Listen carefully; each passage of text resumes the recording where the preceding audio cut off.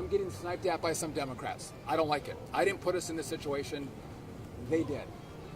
And I necessarily didn't want to give the data because some people might say, well, you're at 10%. It should be at 15%. Others might say it should be at 5%. It is not a science. It is a art that we're trying to deploy to keep people safe in the airspace. And we're trying to be, we're trying to prevent the pressure that we now see building in the system. There's a very easy solution. Let's open the government up. Let's pay our controllers and reduce the pressure. That's not happening.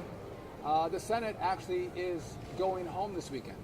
As many people here can't get home, the Senate goes home. They should be here every day, every weekend, every week trying to find a deal so we can open the government back up. Mr. Secretary. I'm not done. I want to talk to you about the data. So first, some have asked what's happened in the airspace. So a few points that we look at that are sending us in the wrong direction. Right? So number one, loss of separation in the airspace. So that's the minimum distance we keep between aircraft to keep them safe. We've seen breaches, more breaches in regard to that loss of separation. We see more incursions on tarmacs throughout the country. And we have more complaints from pilots about stress from air traffic controllers and more complaints about the lack of responsiveness from controllers. So that data is going in the wrong direction, not in the right direction, which made us make the decision we have to actually take additional measures to reduce the pressure in our system. I want to make one comparison. I'm getting sniped at by some Democrats. I don't like it. I didn't put us in this situation. They did. We were here 10 months ago, and I want to make a comparison only in regard to this. The FAA didn't look at the data to say there were near misses in this airspace between helicopters and fixed-wing aircraft. They didn't see the data. We learned from that. So now I'm looking at the data and seeing pressure, and we're going to take action. The safety team at the FAA reviewed that data. The administrator looked at it. These are the recommendations that have come from the FAA safety team. But you want us to look at what we see with regard to data and make really good decisions to keep people safe. That's what we've done today. I think it's the right decision.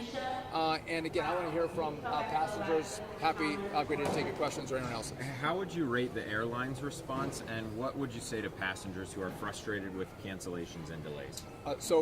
The airlines have been good partners. They don't love this. They're going to lose millions of dollars because of this. It's challenging for them to take down flights. And to those passengers that are upset, listen, call your Democrat senator. 14 times they voted no to open up the government. Those in the House that are sniping at me, they voted no to open up the government. And again, you can have votes. There's a process on how this is supposed to work in the Congress. Shutdowns are not the way you get your will in your way if you've lost elections. You introduce bills, you debate, you vote. That's what you do. And if you can't get what you want, you don't shut the government down and inflict this pain on the American people. Yes. I'm sorry, what's that? At what point are international flights going to be impacted? So international flights are not going to be impacted, and there's a reason for that. I appreciate the question. We have international agreements that we abide by. And because of those international agreements, I'm not going to impact those international flights. And because if I do, what will happen is we have other countries that are waiting to have a breach of those contracts from the U.S. so they can cut down American flights. And that would have a very long-lasting impact on our ability to send travelers from the U.S. to those partnering countries that have the agreements. When we spoke on Wednesday, we talked about 10% as the number. I asked you, did you think about doing a lesser number? You guys ended up going to 4%. If 4% doesn't work today, could you increase it even more than 1% daily? Could we see it go up more? That's a great question. So we had talked about 10%. Yep. As I reviewed that with the safety team at the FAA, they said the safest way to do this is to get to 10%, to do a step approach and do it, we're doing it at 4%, and then as you see, 4 days later we do 2 days later we do another 2, and then 2 days after that we're at 10%. They thought, from the safety team and the administrator, that was the best way to do this and the safest way to do this, which is why that's what we rolled out. Secretary, can you talk? Can you clarify if it's 10% across all flights across America or 10% impact on the 40 airports that you have? It's the 40 airports. So we're doing 10% on the 40 airports. That's where we saw the most pressure. So how many flights per day is that? Because it's not 4,500 So it's going to be 4% today in regard to those 40 airports, and again, we're going to step ladder that up to get to 10% next week. The exact number I can't give you, and I don't want to see the disruption. I don't want to see the delays. Now, there could be a benefit if I can get the controllers to come back to work. I asked the head of the Air Traffic Controller Union to reach out to his controllers, to ask them to show up. It is their jobs. If they start coming to work, we may have the same experience we had in Newark. We had delays and cancellations in Newark in the early summer. We reduced the capacity, and then the flights were on time.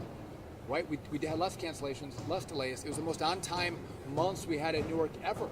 So that could be an outcome of what we're doing.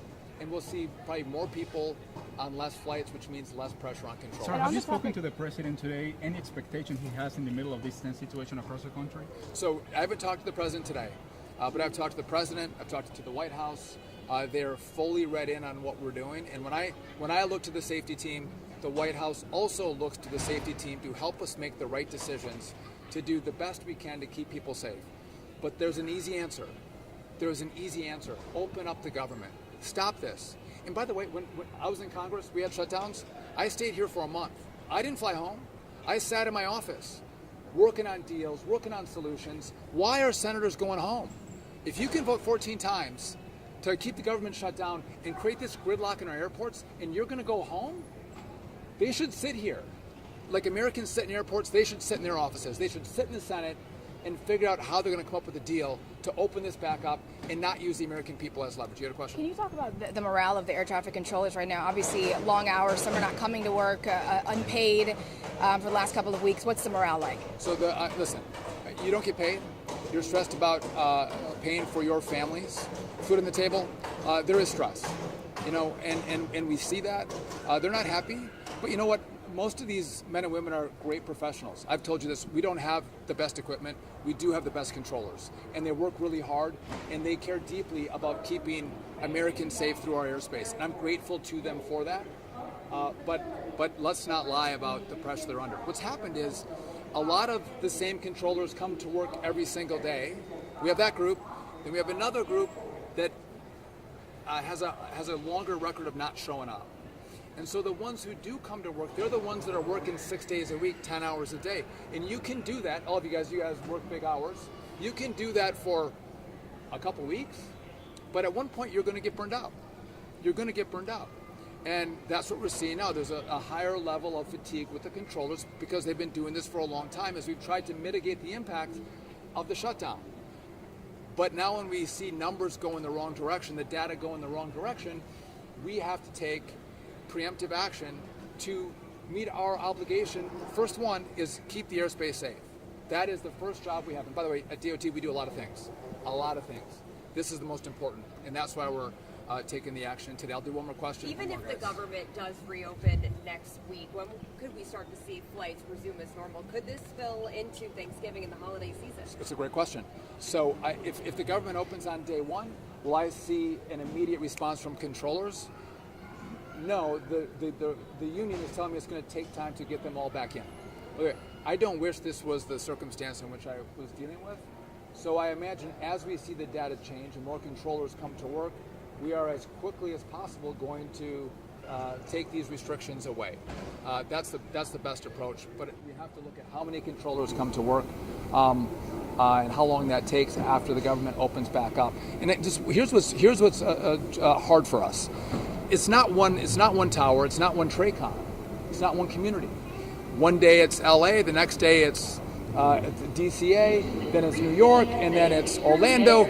It's not the same place every single day, but we do see these staffing triggers, which means more controllers calling in sick.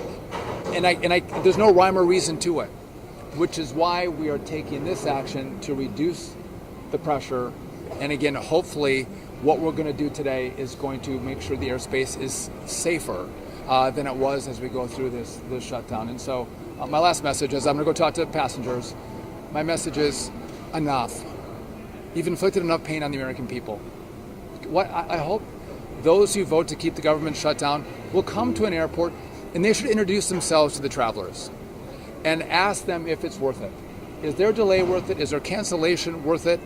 And I think the resounding answer to that will be no. And so open it up and go through the process that our founders set up for us, which is debates and votes. With that, thank you all. I appreciate you coming on.